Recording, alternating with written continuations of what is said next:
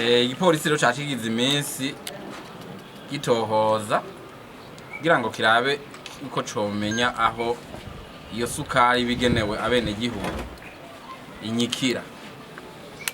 Ngaha rero turi ni hamwe mu hinyikira, ni muri zone ya Cibitoke muri komine ya Ntahangwa, ku Mutakura kw'ibarabara ry'icenda inomero 9. Ni mu rugo bumwe mu bakora za nzoga zitemewe n'amategeko zimwe bakunze kwita ngo ni inkoneseri. Uyu rero akaba nkuko mubibona mwatembereye mwabonye yuko hari ingunguru zirenga 100 n'imifuko irenga 100 yavuyemo ya sukari ya Susuma.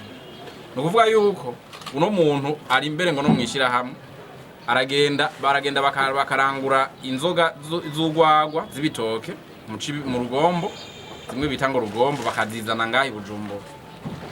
Nukuvuga aranguye nk'ingunguru muri izi 15 acafata ya sukari agaca sukamwo bagashamo nabyo bifu mwabonye, ku buryo izo ngunguru 15 ashaka kuzikuramo ingunguru 25. Aha ntituvuze ibijanye n'isuku, murabona habikorera, mwabonye ko abikorera no mu kazu mu butuzu two kwiherera, mwavyiboneye. Mwabonye ko ari ibintu vyaboze isazi zitondera, agaca hereza abene gihugu bagasha bagura bariko baranya. Bikaboneka kandi ko abene gihugu bo ngaha mbere n'abajeje intwaro badakora neza uruhara rwabo mu bijanye no kubungabunga amahoro n'umutekano. Muti gute? Hano hantu hari abajeje intwaro, hariho inzego kujya ziri, hariho n'abahurikiwe n'abari muri ya migwi y'umutekano w'ukimwona bose. Ntibashaka gusigura, nta numwe muri bo bashaka kuzangwa asigura igituma bino bintu bishaka kuba, bikaba byari bihamaze iminsi n'iminsi biba, ntibabe bari bwashobore kubivuga kugira ngo abantu bafatwe maze abene gihugu baronke isukari nkuko bategeza kuyironka. Aha rero tusaba abantu bose, abene gihugu bose bo ngaha kwikebuka, sino ngaha gusa. Amakuru tuko turakorera ko yavuze yuko uretse uyafise ashobora kuba afise ibibanza ngaha, hariho n'abandi bashobora kuba bakora ibi mu yandi makartie, cyane aya makartie atari hagati na hagati mu gisagara, niho inzoga zenizi bakunze zibujijwe n'abateko bakunze kuzikorera.